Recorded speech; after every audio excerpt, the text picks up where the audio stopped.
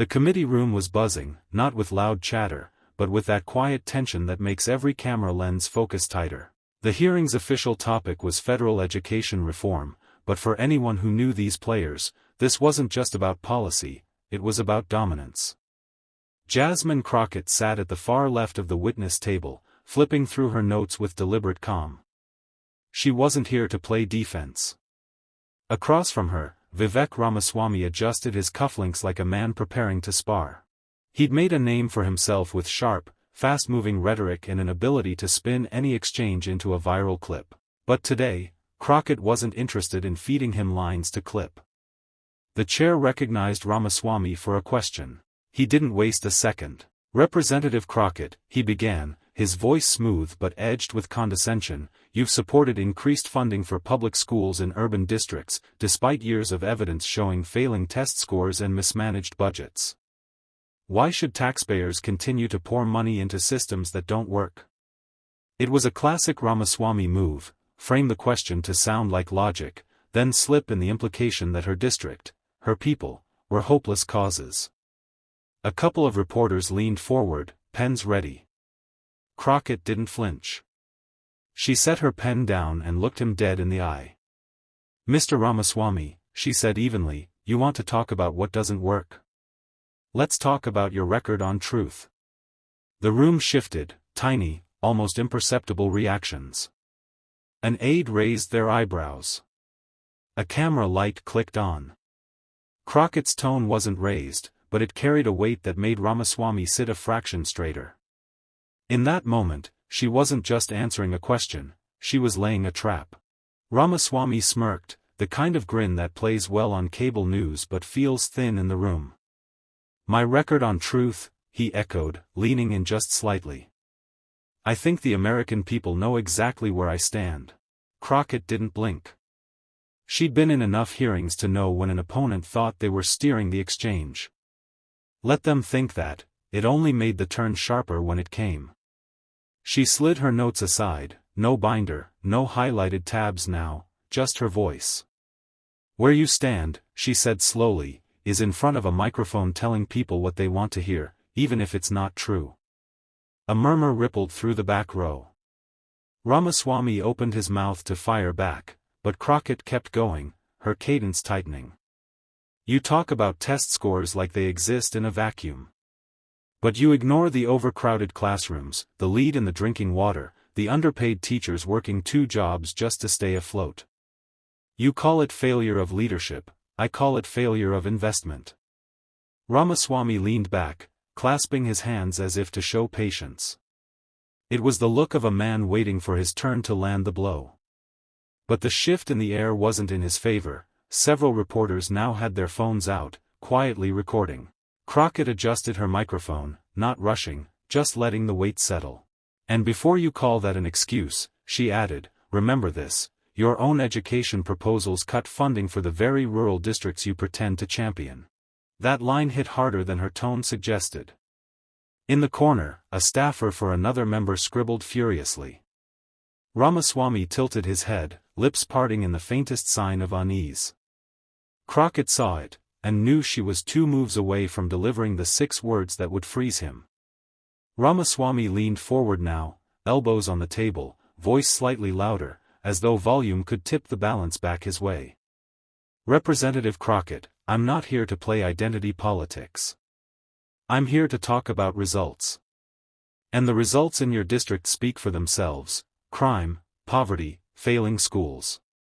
At some point, leaders have to take responsibility." The words hung in the air, polished, rehearsed, the kind of line he could clip for his next campaign ad. A couple of his aides exchanged quick nods, already picturing the headline. Crockett's expression didn't change, but her posture shifted just enough to signal the tide turning. She leaned in, elbows on the table too, as if to say, "We can do this right here, right now."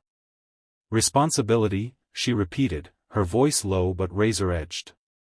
"You want to talk about responsibility, let's talk about who's responsible for voting against universal school meals for low-income kids. Let's talk about who called climate change a hoax while rural towns in your own state were rebuilding after floods. Let's talk about who She stopped mid-sentence, not because she'd lost her place, but because she wanted him to feel the pause. The quiet pressed in. Even the clicking of keyboards slowed. "See, Mr. Ramaswamy," she continued, "you throw out problems like they just appeared one morning. But they didn't. They were built. Brick by brick, bill by bill, budget cut by budget cut." Ramaswamy shifted in his seat, small, quick, but not invisible. Crockett caught it. And in her head, she counted the steps to the knockout. She was one move away from putting him somewhere he couldn't pivot out of. What she was about to say next, those 6 words, wouldn't just hit him. They'd stick, looping endlessly in feeds, stitched into TikToks, replayed in commentary videos for days. The chair glanced between them, sensing the heat, but didn't intervene. Crockett had the floor, and she wasn't about to waste it. She straightened in her seat, voice steady but sharper now. "You've built your brand on disruption, Mr. Ramaswamy, on walking into rooms like this and treating serious issues like debate club exercises. But this isn't a stage, and my constituents aren't props." He gave a thin smile, one that didn't quite reach his eyes. "With all due respect, Representative, I think you're confusing passion for performance. I'm here to offer solutions, not speeches." Crockett let that hang for half a breath, then leaned in just enough for the microphones to pick up the edge in her tone. "Solutions? You've spent more time selling books than selling bills that actually pass." A soft gasp from the press row, quick, but noticeable. Ramaswamy's jaw tightened. He opened his mouth, but Crockett didn't give him the oxygen. "And while you're touring podcasts and talking about what's broken, there are kids in both of our districts drinking unsafe water and sitting in classrooms without enough textbooks. You talk about discipline, but you can't even discipline your own narrative to match reality." The room shifted, reporters scribbling, cameras leaning in.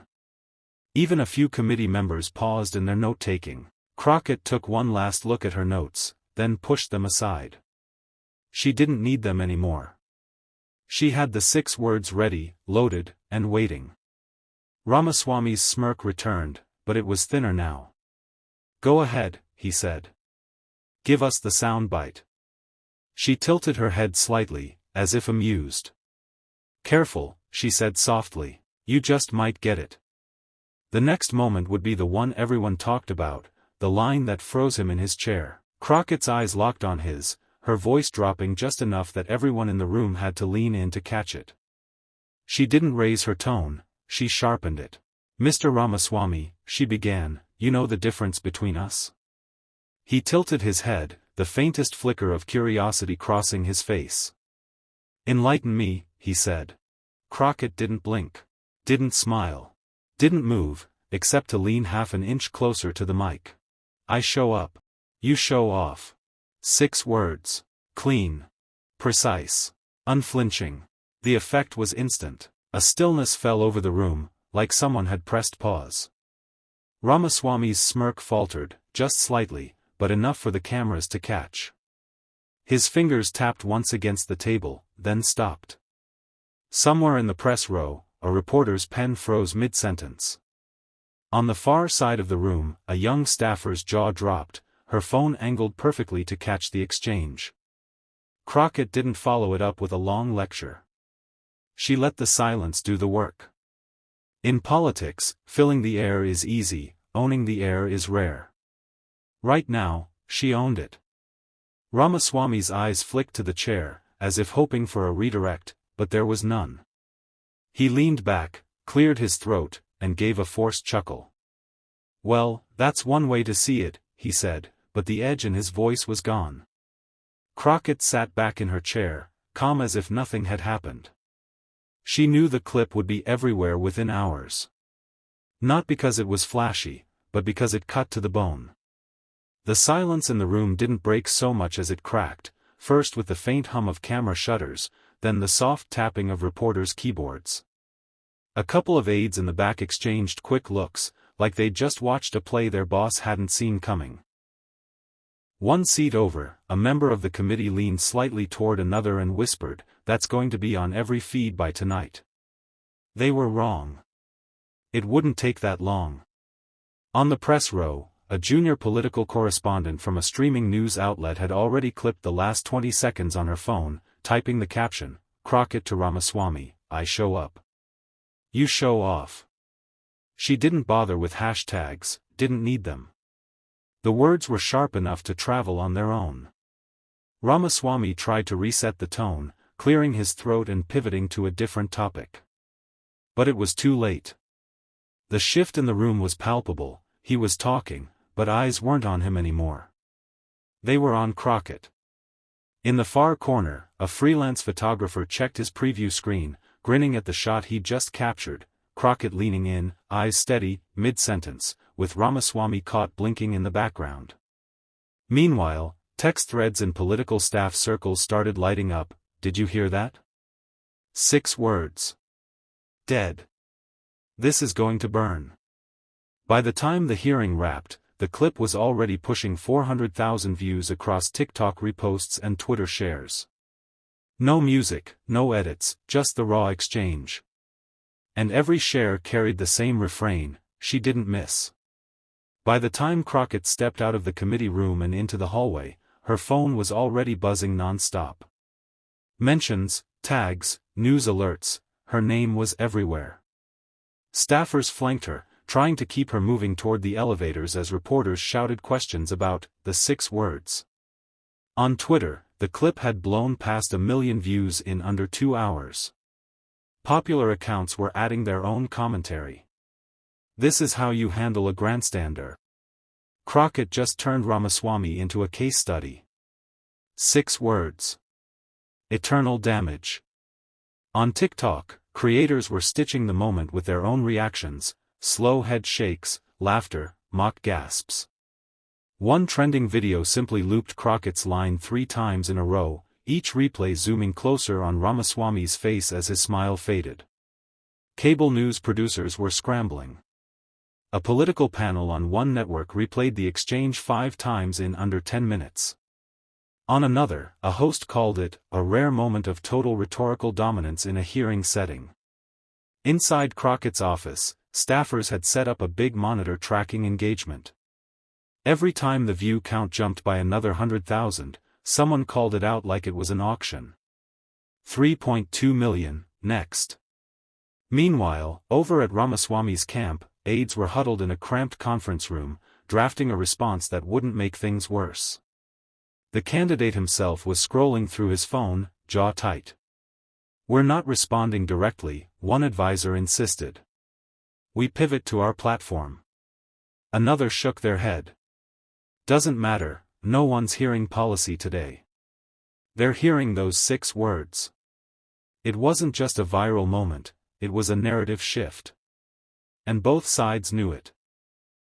By the next morning, the moment had migrated from political Twitter to the mainstream news cycle. Morning talk shows opened with it, late-night comedians punched it up in their monologues, and political analysts were already debating whether Crockett's 6 words would follow Ramaswamy for the rest of his career. Clips played in split screen, on one side, Crockett leaning in, delivering the line with surgical precision, on the other, Ramaswamy blinking, caught in that frozen beat before his smile faltered. The contrast was brutal, and irresistible for editors. Hashtags trended nationwide. Hashtag ISOSO, I show up you show off. Hashtag 6-word shutdown. Hashtag Crockett clapback. On Instagram, fan art started popping up, Crockett's silhouette with the 6 words in bold block letters. Activists reposted them with captions like, "This is how you hold the mic." Meanwhile, Ramaswamy's media hits felt different. Interviewers couldn't resist bringing up the exchange, sometimes under the guise of setting the record straight. Each time, he smiled, deflected, tried to pivot, but the viral shadow followed him. In her own district, Crockett was getting emails from people who'd never written to a politician before. One read, "I don't usually care about these hearings, but you said what I've been wanting to say to men like him my whole life. Thank you." Another simply said, 6 words. A lifetime of truth. For Crockett, it wasn't about the memes or the hashtags, it was about the fact that her words had landed beyond the political bubble. She'd turned a committee room into a national conversation. And she knew exactly how to keep it going. Crockett's team knew the window wouldn't stay open forever. Viral moments burn fast, they had to decide whether to let this one fade or use it to fuel something bigger. She chose bigger. The morning after the exchange, Crockett walked into a press conference, not to rehash the 6 words, but to frame them. Yesterday wasn't about shutting someone down, she began, scanning the room, it was about standing up for people who don't have the microphone. She pivoted quickly into her housing and education agenda, weaving the same calm but unflinching tone from the hearing.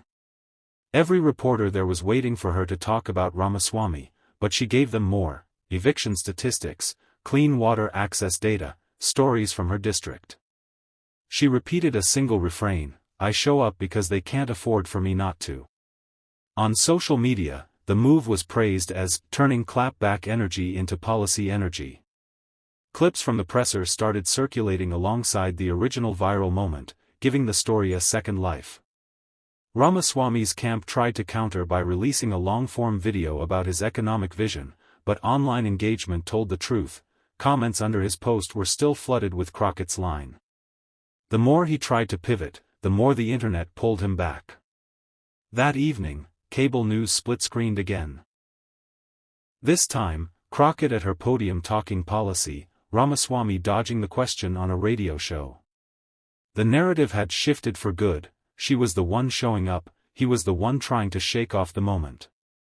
For Crockett, that was the real victory, turning a soundbite into a spotlight on the work that mattered. 3 days later, the headlines had started to cool, but the ripple effect was still moving beneath the surface. In coffee shops back in her district, people were talking about that line. Local radio hosts were quoting it between weather updates. Even in places far from Washington, the clip had found its way into group chats and work break rooms. Crockett was back home, standing in a community center gym where the bleachers were half filled with residents. No cameras, no microphones, no press badges, just folding chairs, notepads, and people with questions about rent relief, school repairs, and utility shutoffs. One older man in a denim jacket raised his hand near the end. I saw what you said to that guy on TV, he told her. And I just want to know, does that kind of thing actually make a difference up there? Crockett smiled, the kind that comes from hearing a question you've been asked before but never quite the same way. She thought for a moment before answering. Not always right away, she said, but it makes a difference when people realize they're allowed to speak up. That they deserve to be heard. She paused, scanning the room. I didn't say those 6 words just for him. I said them for you. Because you show up every day for your families, your neighbors, your community, and you deserve someone who'll do the same in D.C. The man nodded slowly, and others murmured their agreement. It wasn't applause, but it didn't need to be. It was connection, the kind that lasts longer than any viral clip. Later that night, as she walked to her car, her phone buzzed with yet another notification about the moment. She didn't open it. The real work, she knew, wasn't on the screen. It was right here. At the end of the day, this isn't about a viral clip or a headline, it's about showing up when it matters. Those 6 words weren't crafted for applause, they were a reminder that public service is about service, not spectacle. We can trade sound bites all day, but real change only happens when we listen to the people who sent us here and fight for them, every single time. I'm not in this job to win points in a hearing room. I'm here to win progress for the people who can't be in that room at all. That's why I'll keep showing up, no matter who's sitting across the table.